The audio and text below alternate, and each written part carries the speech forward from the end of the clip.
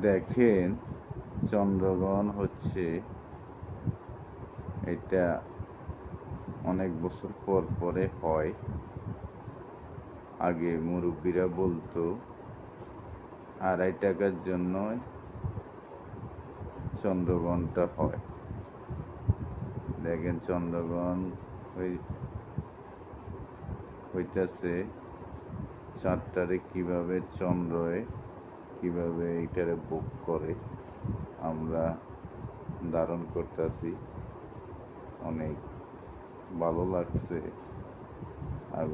আসলে আগের মুরব্বীরা বলতো 2.5 টাকার জন্য চন্দ্রগ্রহণটা হতো।